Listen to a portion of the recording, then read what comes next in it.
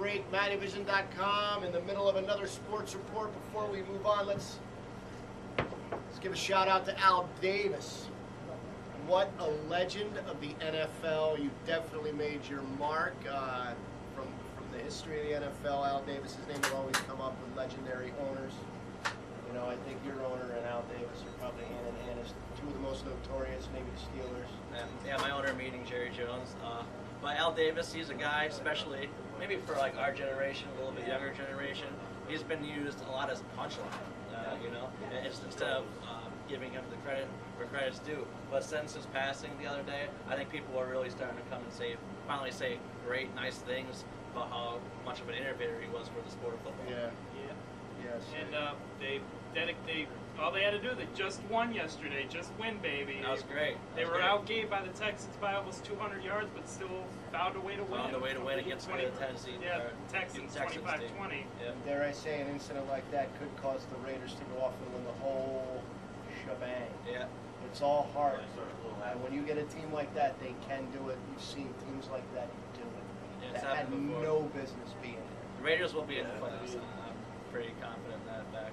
Kind of rooting for them, even though we hate the Raiders. It's kind of a cool story. We'll see what happens. Where are we going next? Green Bay? Yeah, Green Bay 5-0. Green Bay, you know, usually they say after you win a Super Bowl, you have they start fast and then you kind of the Super Bowl hangover. Green Bay wasn't doing off-season unscheduled workouts because of the thing, so they're worried about them. But it doesn't seem to be affecting them. Not even a little bit. Tough game at Atlanta last night, rematch of that divisional playoff game. And Atlanta, early on, they were the desperate team that I thought they were going to need to be. They came out, first 2 drives, 2 touchdowns, and then after that... Yeah. Jamal Anderson never really got running, did he?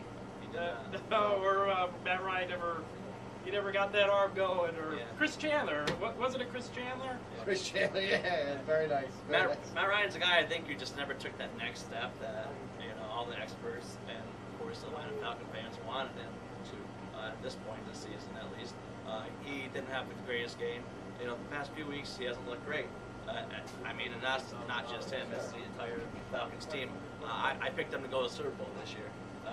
I really saw them. Taking the next stride, but I don't know what's up with their team. Why are they struggling? I'll tell you what. If I can segue off course here, a lot of quarterbacks never really live up to the hype that they were. Be careful. Stay in touch. But talking about quarterbacks that may be stepping up here, did I see a little story yesterday? Rumbling. Is it Tim Tebow? Yeah, maybe. Yeah, Tebow almost pulled that out for him against the Chargers. That was the most famous 4-10 passing game you're ever going to see in your entire life. Yeah. All the Tim Tebow, which just seems like a lot of the Bronco Nation or Tebow supporters. I'd say most of them is what I keep hearing, and when something like that happens, it's adding fuel. It's adding fuel. Would it actually... Now, of course, the question is, does John Fox put Tim Tebow in as starting quarterback? I don't know, you stay with your game plan as a good coach would do. Yeah. But 1-14. Short leash. Short leash. I mean, Orton hasn't looked as good as he can. No, he was. I mean, Orton, I thought was a decent quarterback. I liked him. Yeah, I still do like him, given the right team and circumstance. Bugs, what do you think? You think they leave it as is, or does Tebow get the start? You're 1-4 now. I think the season I don't think was ever going to materialize for the Broncos. I think you put Tebow in there, see what he can do, see if he's worth investing in the future. Yeah, I'm gonna have to agree with you on that. Not that I'm a Tebow guy even a little bit, but John Fox didn't draft this guy, the new coaching staff in here. At the same time, they have a lot of money invested in him. And of course, a lot of talk and so what the fans want. You're 1-4, not going to make the playoffs.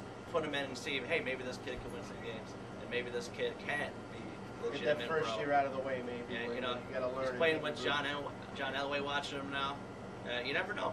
I mean, he doesn't have all the right mechanics.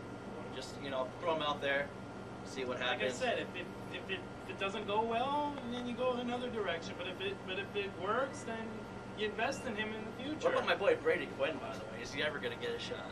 Brady Quinn. My boy. My boy. I don't know. Anything else happening Give the around the kid a NFL? shot. Yeah, the Packers are really good. Just to reiterate. Packers are really good. Okay, then we're going to take a break. We're going to let Buggsy go on a rant here as he likes to do. You're watching Mattyvison.com. Stay tuned, kids.